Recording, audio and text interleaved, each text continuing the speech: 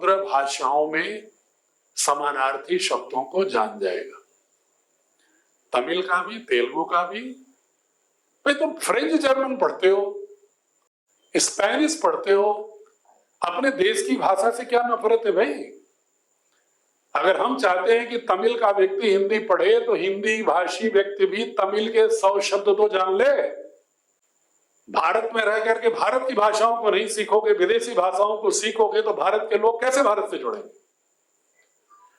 इसी तरह हमने 12वीं तक ऐसा विधान किया है कि हिंदी साहित्य की पुस्तकों में कम से कम आप 30 दूसरी रचनाएं दूसरी भाषाओं की हिंदी अनुवाद पढ़ेंगे, उन कवियों के बारे में जानेंगे, उनके अंतर्वस्तु को जानेंगे, जिससे लगेगा कि पूरा राष्ट्र की राष्ट्रीय सांस्कृतिक एकता रही है।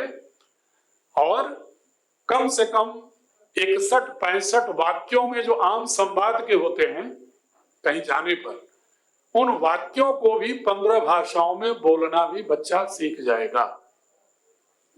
अगर आप तमिलनाडु जाएं तो कम से कम आपको दैनंदिन प्रयोग के लिए किसी अन्य भाषा का उपयोग करने की स्थिति ना हो। मैं तिवारी जी तमिलनाडु गया, चेन्नई में मैंने एक गोष्ठी की। चेन्नई में मुझसे कहा गया कि सर आप इंग्लिश में बोलिएगा। मैंने कहा ठीक है। तो I deliver lecture in English 2 hours there in Chennai. तो I felt they are intellectually connected but emotionally there is some critical gap. मुझे लगा भावनात्मक रूप से नहीं जुड़ रहे हैं, भौतिक रूप से जुड़ रहे हैं। तो दूसरे दिन मदुरई जाना था मुझे। तो हमने मदुरई के जो हमारे पतंजलि योगपीठ के लोग हैं, जैसे हमारे यहाँ भी अयोध्या में भी बैठे हुए हैं, तो आपको पहचानते हैं सभी लोग, तो इन लोगों को जानते ही होंगे आप। तो ऐसे मैंने मदुरई के एक व्यक्ति से कहा कि यार हमें कल बोलना है जो भारतीय शिक्षा बोर्ड पर, ऐसा करो कि एक कोई टीचर हमको दे दो, मैं शाम की फ्लाइट से पहुंच रहा हूं, 2 घंटे में उससे इतना सामर्थ्य विकसित करना चाहता हूं कि मदुरई के लेक्चर में मैं 10 मिनट तमिल में बोलूं। तो उसने कहा सर 10 मिनट में कैसे सीख लेंगे? तो 10 मिनट बोलने के लायक 2 घंटे में। हमने कहा कोशिश करूंगा। गया, टीचर बैठे, 8 से 10 मैंने समझा उनसे, देवनागरी में लिखा उनकी बातों को, लिपि तो नहीं पढ़ पाया। मैंने वहां जैसे ही मदुरई में बोलना शुरू किया तमिल में, और इसके बाद हमने सोचा 10 मिनट बाद अंग्रेजी बोलेंगे। फिर जैसे मैं अंग्रेजी में शिफ्ट किया हूं बोलना, वहां पर बैठे थे 300 प्रिंसिपल और मैनेजर्स, डायरेक्टर्स। उसमें से कम आधे से ज्यादा लोग खड़े होकर बोले, sir we know Hindi and we can understand Hindi, you can speak in Hindi. ये क्या सो करता है कि जब उन्हें लगा कि हम उनकी भाषा को भी सम्मान दे रहे हैं, तो वो हिंदी जानते थे, स्वीकार कर लिया कि हिंदी जानते हैं। और जब तक हम उनकी भाषा का सम्मान नहीं कर रहे थे, मतलब बोल नहीं रहे थे उनकी भाषा में 4-6 वाक्य भी, तब तक वो कह रहे थे नहीं साहब अंग्रेजी में बोलिए, हिंदी हम नहीं समझते। ये जो इंस्टीट्यूशनल जो एक एल्गोरिदम है, इसको चेंज करने के लिए हम शिक्षा के माध्यम से ही आगे बढ़ सकते हैं। अगर कोई वाराणसी का व्यक्ति रामेश्वरम, तमिलनाडु रामेश्वरम पूछ सकता है, और उत्तर भारत में आके काशी विश्वनाथ पूछ सकता है, मैं तो वाराणसी का ही रहने वाला, और वाराणसी का रहने वाला रामेश्वरम में पूजा करने जा रहा है और वो तमिल नहीं सीख सकता, तो धिक्कार है भारतीय होने पर। उसे सीखना चाहिए तमिल। आपकी जो बॉन्डिंग तभी शुरू होगी। और मैं दावा करता हूं फिर स्टालिन हो चाहे कोई पॉलिटिशियन हो, फिर हिंदी का विरोध नहीं कर पाएगा। जब उसे लगेगा कि उत्तर प्रदेश के भी 22 करोड़ में से कम बच्चे जो नई पीढ़ी के हैं, वो 50 लाख 1 करोड़ तमिल के भी 100-200 वाक्य जानते हैं, तो उन्हें शर्म लगेगी हिंदी का विरोध करने। तो ये प्रवृत्ति भाषा में भी ला रहे हैं। छोटा छोटा उनका उपचार समग्र करने की कोशिश कर रहे हैं। दर्शन को भी हम पुस्तकों में बहुत घुमा के, ताकि पृष्ठ भी ना बढ़े, ला रहे हैं, ताकि बच्चों को बोध हो कि सारे दर्शन भारत की एक रूपता है, अलगाव नहीं है, इवोल्यूशनरी प्रोसेस, उद्भवकारी। समय के साथ थोड़े थोड़े उद्भव हुए, परिवर्तन हुए, कोई विद्रोह नहीं है। ये दृष्टि रखी गई है। आपको बहुत बहुत प्रणाम और उम्मीद करता हूं कि ये भगवान राम की धरती है और यहाँ अगर कुछ विद्यालय जुड़ेंगे तो संदेश दूर तक जाएगा, क्योंकि पूरे भारत के ही नहीं विश्व के लोग यहाँ आते हैं। और आपके यहाँ एक दो गुरुकुलों ने हमसे संपर्क भी किया है। लेकिन मैं चाहता हूं कि जो मेन स्ट्रीम एजुकेशन सिस्टम के लोग हैं, अगर वो नहीं जुड़ोगे तो फिर लोग यही आरोप लगा देंगे कि ये तो संस्कृत बोर्ड टाइप का बोर्ड है, बिना हमारी किताब पढ़े, बिना हमारी धारणा जाने, बिना हमारी पेडागॉजी जाने। एक बहुत चस्पा करना बड़ी अच्छी आदत होती है, लोगों की एक मोहर लगा दिया, अरे तो संस्कृत बोर्ड है, ये तो यहाँ इसमें तो कुछ नौकरी नहीं मिलेगी, ये तो थियोलॉजिकल बोर्ड है। तो कुछ अच्छे विद्यालय जुड़ेंगे, अभिभावकों के मन में चेतना आएगी तो सामूहिक चेतना का परिष्करण होगा। आपको बहुत बहुत धन्यवाद।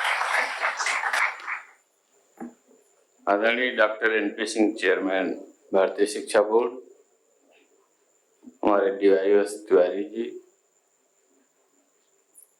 और अयोध्या के विभिन्न स्कूलों से आए हुए उनके प्रबंधक, प्रधानाचार्यगण, देवियों और सज्जनों, ये अवसर मेरे लिए बड़े गर्व का अवसर है कि मैं यहाँ पर एक ऐसे चिंतन के बारे में बात कर रहा हूँ कि जो पूरी भारतीयता से ओतप्रोत। देखिए, हम सब लोग पढ़ते हैं तो ये कई बार कोटेशन वोटेशन आ जाता है सामने कि आप जैसा सोचेंगे वैसा करेंगे, जैसा करेंगे वही आपका चरित्र होगा, जो आपका चरित्र होगा वही आप दुनिया भर का होता। सारा थॉट प्रोसेस ही जब हमारा दूसरी लाइन में जाएगा तो हम कुछ भी काम करेंगे वो दूसरी लाइन में ही जाएगा। जो थॉट प्रोसेस हमारा था वो मैकाले ने ऐसे चेंज किया कि उसने कहा हमें ऐसे एजुकेटेड इंडियंस चाहिए जो सोचने में तो इंग्लिश में सोचें, हों हिंदुस्तानी और हमारे लिए काम करें।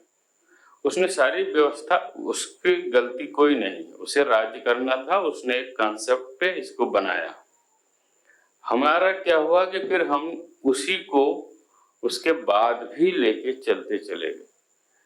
तो जब तक आपकी सोच नहीं, वो जिस तरह से पंचतंत्र की कहानी आप सब लोगों ने पढ़ी होगी, वो नील श्रृंगार पहले संस्कृत में होती थी, हो सकता है हिंदी में भी पढ़ा हो, रंगा सियार करके। इसे वो सियार था जो नील के पानी में गिर गया, वो अलग हो गया, तो उसने अपने को समझा हम राजा हो गए। जब सियारों ने हुआ करना शुरू तो वही करना। हम लोगों की स्थिति वही हो गई कि न तो हम अंग्रेजियत में गए हैं, न हम अपनी संस्कृत में गए हैं। उसके कारण क्या हो गया कि हमारे जो बच्चे हैं उनके अंदर कोई मूल्य बोध ही नहीं रह गया। और फिर जब हम लोगों को ये लगा कि हमारे नीचे जमीन ही नहीं है तो हम बहुत निम्न स्तर पे चले गए दार्शनिक सोच में, क्योंकि हमारी सोच फिर जब आत्म केंद्रित हुई तो बेसिकली जो इसको कि अंग्रेजी में एनिमल इंस्टिंक्ट कहती है, अगर उसको हम दर्शन में नरेशन करें तो वो चार्वाक दर्शन का हो गया कि मैं बड़ा हो जाऊं, मेरा बेटा बड़ा हो जाए, मेरी बीवी बड़ी हो जाए, मेरा दामाद बड़ा। उसके आगे हम सब भूल गए कि भाई भी हैं, चाचा भी। और उसका परिणाम है कि आज आप देखिए, कोई अगर किसी बाप के 2 बेटे हैं तो तीनों अलग अलग रह रहे हैं। क्या पहले गरीबी नहीं थी?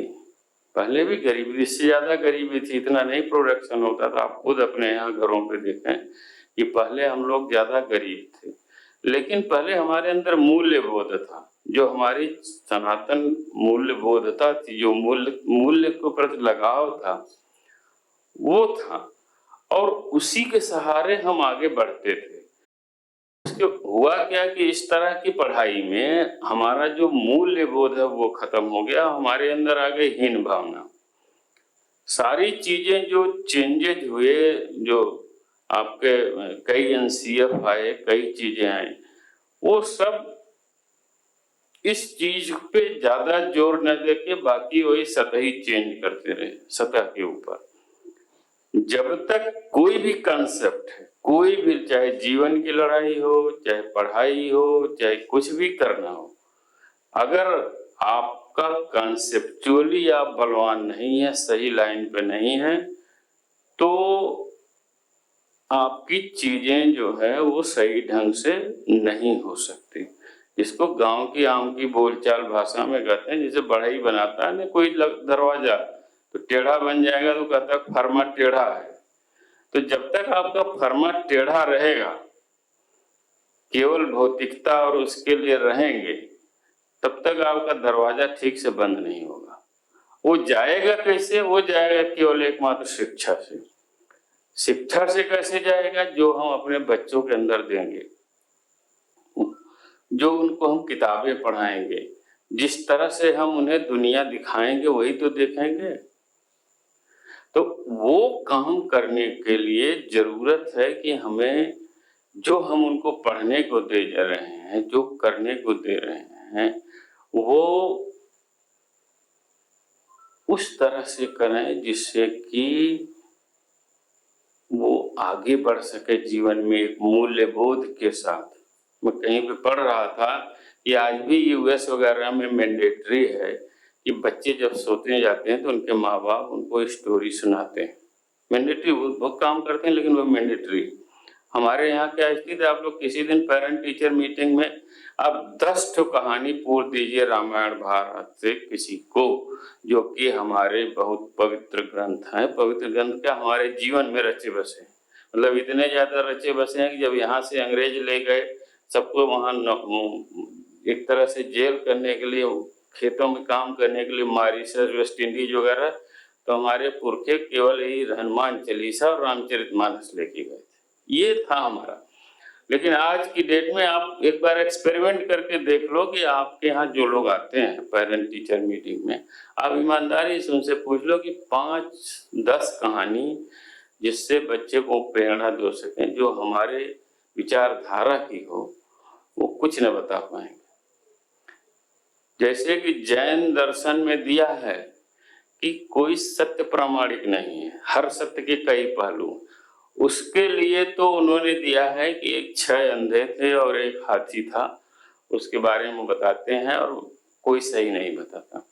ये हमारे बच्चे न जानते होंगे, लेकिन इसी को बेस बना के एक अंग्रेज ने कविता लिख दी है, 1 एलिफेंट एंड 6 ब्लाइंड मैन। आधे लड़के पढ़े होंगे उसको। तो दिक्कत है कि आप कर क्या रहे हो? जो हमारी चीज हो दूसरा आपको परोस रहा, पढ़ रहे हो और उसकी वाह वाह कर रहे हो। तो आपके नीचे तो कोई, आप जमीन पे हो ही नहीं, और जिस जमीन को आप अपनी मान रहे हो उसी के प्रति आपके मन में घृणा है। और वो घृणा इसलिए है कि आपको खुद नहीं पता है कि वो है क्या जमीन। तो भारतीय शिक्षा बोर्ड जो है वो उसी चीज को बताने की हम कोशिश कर रहे हैं। हम ये नहीं कर रहे हैं कि आप जो है बस वेद पुराण और रामायण महाभारत पढ़िए ही कर, नहीं, हम उससे आपको मूल्यबोध दे रहे हैं कि ये मूल्य थे हमारे, आप इस पे चलने की कोशिश करिए। भगवान राम सब नहीं बन पाएंगे, लेकिन भैया ठीक है, भगवान राम उनके कहने पे जंगल चले गए, तो भाई तुम मत जाओ जंगल, अपने माँ बाप की सेवा तो कर दो, इतना तो बना दीजिए आप इस शिक्षा से।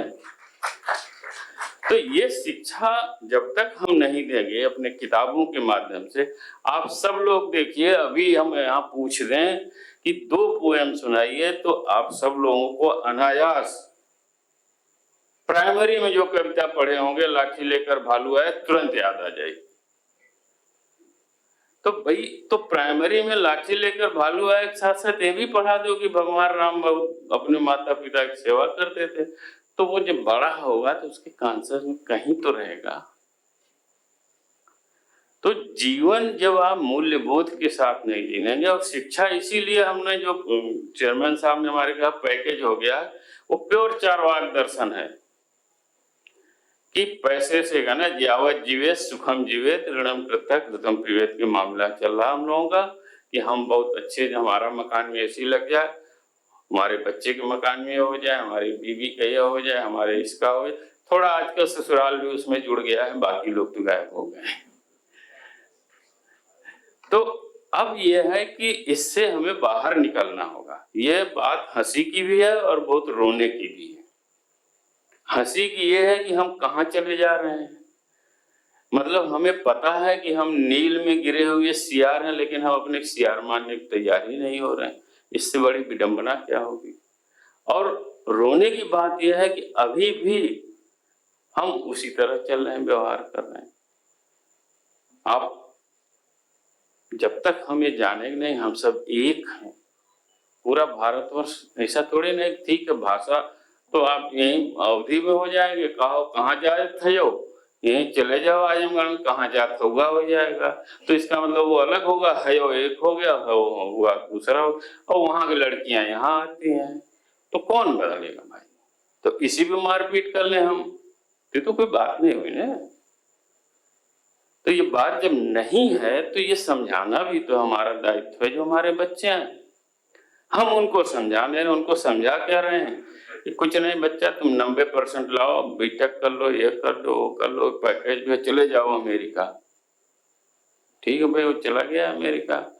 उसके बाद जब आप बुजुर्गियत में हो गए, आपको एक दवा नहीं मिलेगी, तो अगर हमारे पास तो कोई पानी देने वाला नहीं रह गया, तो पानी देने वाले को तो आपने पहले भेज दिया वहां, तो देगा कौन पानी। रहता तो 50% चांस भी थे कि आपको पानी देता। आपने तो पूरा 100% उसको क्लोज कर दिया है चैप्टर ही, तो काहे को पानी मांग रहे। क्यों?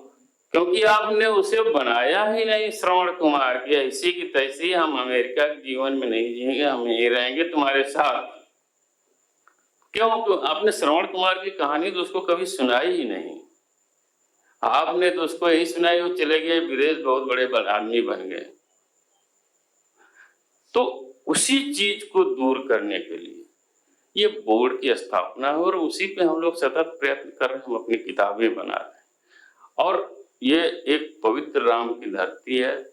मैं इस धरती से इमोशनली, प्रोफेशनली, मेंटली कई तरह से जुड़ा हुआ। हो सकता है आप लोग न जानते हो, मैं यही जीआईसी फैजाबाद का ही प्रोडक्ट हूँ। यहाँ पे मैं डीआईजी रहा हूँ, और बगल में ही मेरा घर भी है। मेरे सारे रिश्तेदार यहीं पे थे। उस जमाने में जो बच्चों का सबसे ज्यादा गर्मियों में टूर या तो ननिहाल होता था या बुआ के यहाँ जाना। मेरी सारी बुआ यहाँ की। तो मैं इसलिए ये कह रहा हूँ कि आप लोग अगर नहीं सोचेंगे तो ये पूरा मंदिर तो आपने हल्ला गुल्ला करके बनवा दिया, पूरे विश्व में हल्ला कर दिया, लेकिन चरित्र का मंदिर कौन बनवाएगा? इसमें कौन आगे बढ़ेगा अगर आप नहीं बढ़ोगे? तो बढ़ना तो आप ही को है, चाहे रो के बढ़िए चाहे गा के बढ़िए। तो गा के बढ़िए, तो हमारे साथ मिलिए, आप देखिए। और मैं ये नहीं कहता हूं कि आप अंधभक्त बनिए। आप हमारी किताबें देखिए, हमसे बहस करिए, खंडन मंडन जो हमारा, आप कहिए कि आप सही हो, ये गलत हो। जो गलत होगा वो हम भी सुधारेंगे। ऐसा नहीं कि हम ब्रह्मा है, हम जो कह देंगे वो सही होगा। हो सकता है हमारी भी दृष्टि में कमी हो, आपकी दृष्टि में कोई नई चीजें बताई।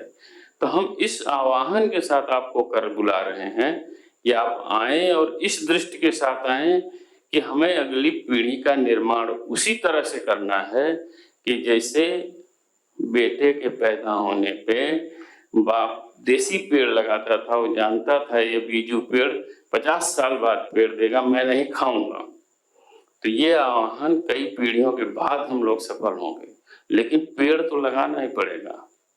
अब आम्रपाली पेड़ नहीं 2 साल में फल देगा ये 1 जनरेशन 2 जनरेशन। लेकिन अब आप ये कहिए कि छोड़ो बवाल, आम्रपाली खाए ही एसी में सो जाए, तो उसे काम नहीं होगा। सर ढक लेने से कोई रात नहीं होती। आपको आना है, यही आह्वान है। इसीलिए फैजाबाद में रखा गया कि आप लोग जुड़िए इससे। आप देखिए, किताबों को देखिए, यहाँ हमारे लोग हैं।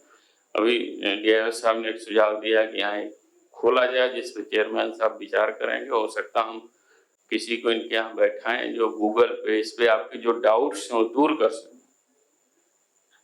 मैं इन्हीं शब्दों के साथ आप सभी लोगों का एक बार फिर आह्वान करता हूँ और चेयरमैन साहब का बहुत आभारी हूँ कि इतने नजदीक मुझे यहाँ बुलाए। थोड़ा मैं भी चारवाक दर्शन के हिसाब से घर चला जाऊंगा यहाँ से। नहीं, आपका घर जाना चारवाक दर्शन नहीं है। घर जाना तो अपनी पूर्वजों को प्रणाम करने और सनातन से जुड़ने का प्रतीक। बट यह है कि आप लोग जुड़े जरूर। आप अब सभी का बहुत ये किताबें आपको डीआईएस ऑफिस से मिलेगी थोड़ी दिन बाद। यही मैं कहने जा रहा था। तिवारी जी ने एक बहुत अच्छा प्रस्ताव दिया था मुझे कि इनके कार्यालय में एक छोटा सा एक कोई ऐसा प्रोविजन कर दें कि जिनसे आप डिजिटली जिसको भी बोर्ड के बारे में जानना हो, पूरा मटेरियल कंटेंट इनके पास रहेगा। और नियमावली भी तो खैर वेबसाइट पर भी है, लेकिन वैसे भी रखवा देंगे। और इनको हमारे जो लोग हैं, प्रियंका, ये प्रियंक मिश्रा जी हैं, ये तिवारी जी से मिलते रहेंगे। और ब्रजमोहन पांडे हैं। आपके पतंजलि के प्रभारी कौन है? भारत स्वाभिमान के क्या नाम है बता दीजिए आप लोग अपना। राम केवल। और आपका? रणविजय योगी। ये लोग भी समय समय पर तिवारी जी से मिलते रहेंगे। और कोई क्वेरी फिर भी शेष रहे तो एक आईडी हमारी नोट कर लीजिए, chairman@bsv.org.in, chairman@bsv भारतीय शिक्षा बोर्ड .org.in। बहुत सिंपल सा आईडी है। आप अपना नाम, अपना नंबर, अपने सुझाव, परीक्षाएं, जिज्ञासाएं जो भी है आप डालेंगे तो मैं या सेक्रेटरी साहब दो में से कोई एक आदमी जरूर उस नंबर पर फोन करके आपसे बात करेगा पर्सनली।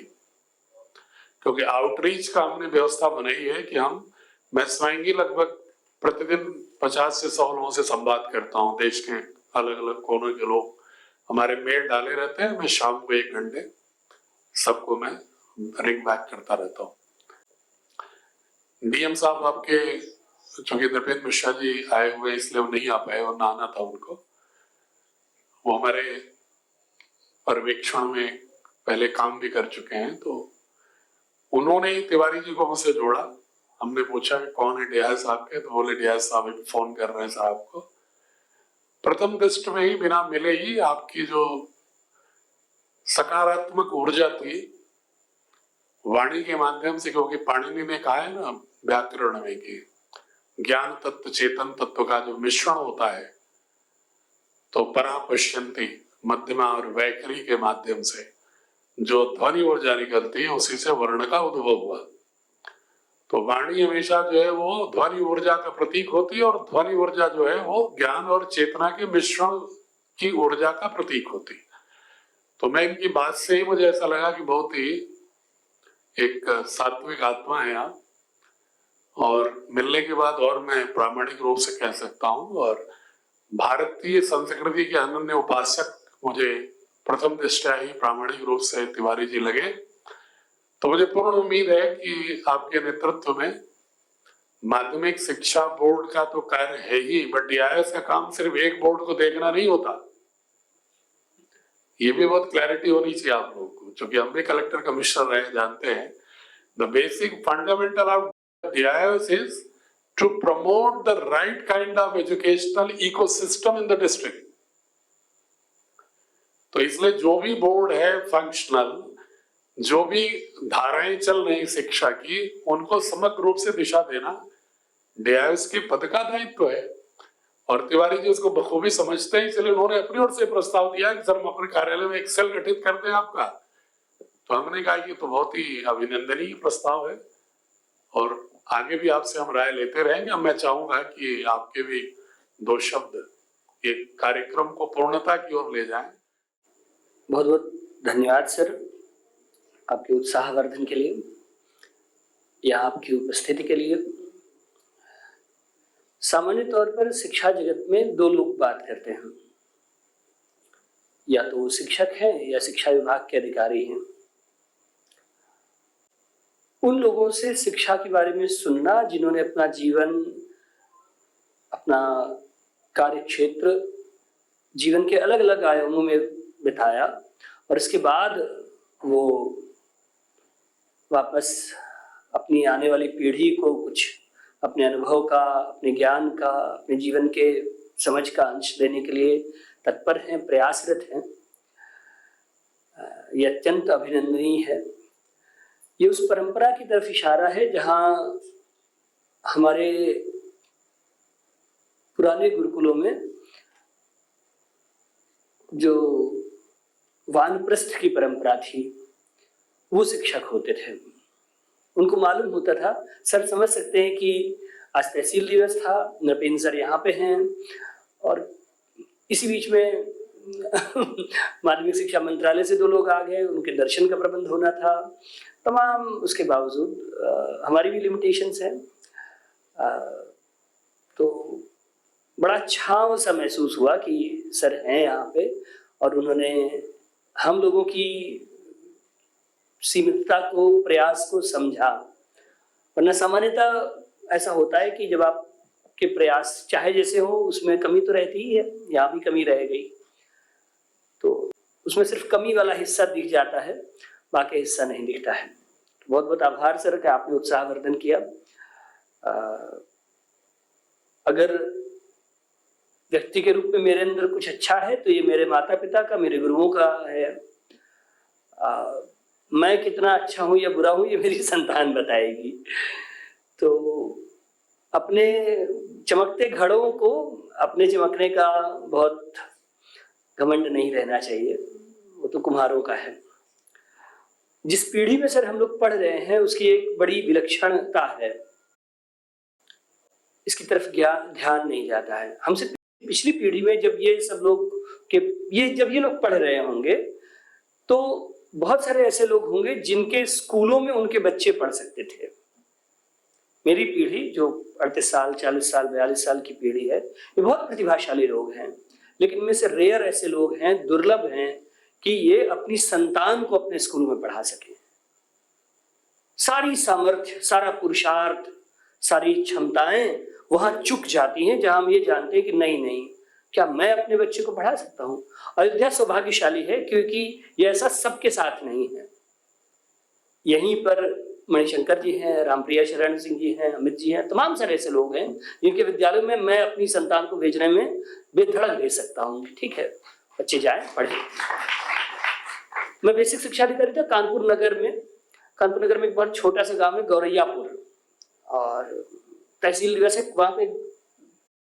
तहसील है ककवन, बिल्हौर तहसील का एक ब्लॉक है ककवन। कानपुर का काला पानी है, बीच में कन्नौज पड़ता है, तब आप ककवन पहुंचते हैं। ककवन में एक तहसील दिवस के समय में एसडीएम मैडम गई, मीनू राणा, और उन्होंने एक स्कूल देखा गौरैयापुर। उन्होंने मुझको फोन किया कि अगर ये स्कूल दूर नहीं होता तो मैं अपनी बेटी को यहाँ भेजती। शहर से 70 किलोमीटर 80 किलोमीटर दूर अगर किसी गांव के बारे में एक प्रॉपर आईएएस अधिकारी ये कह रही है कि अगर ये दूर नहीं होता, मैं यहाँ रह रही होती तो मैं गाड़ी से भेजती। बहुत काबिल शिक्षक हैं सर, लेकिन ये वो पीढ़ी है, हम वो पीढ़ी हैं, ये नहीं है मैं वो पीढ़ी हूँ जो सर नरोरा में एटॉमिक पावर प्लांट देखती है, चुप रहती है। हम वो पीढ़ी हैं सर जो टिहरी का बांध देखते हैं जहाँ गंगा कैद हो जाती है और हम चुप रह जाते हैं, कहीं कुछ नहीं होता। हम वो पीढ़ी हैं सर जहाँ राम मंदिर बना है। कोशिश है, आप ये बहुत बड़ी कोशिश है कि हम राम बना सके। राम बनाना किसी सत्ता के हाथ में नहीं है, सत्ताएं राम को चाहती भी नहीं है। राम हमेशा सत्ता की प्रतिपक्ष के रूप में खड़े रहते हैं। आपका आशीर्वाद मिले, हमारे घर परिवार, हमारे विद्यालय, ये भी हमारे घर परिवार का विस्तारित अंग है, ये सब सक्षम हो सके। आपका आशीर्वाद, आपका मार्गदर्शन हमें मिलता रहे। हम लोग पूरा प्रयास करेंगे कि अयोध्या में ये धारा पुष्पित, पल्लवित और वेगवती हो। धन्यवाद।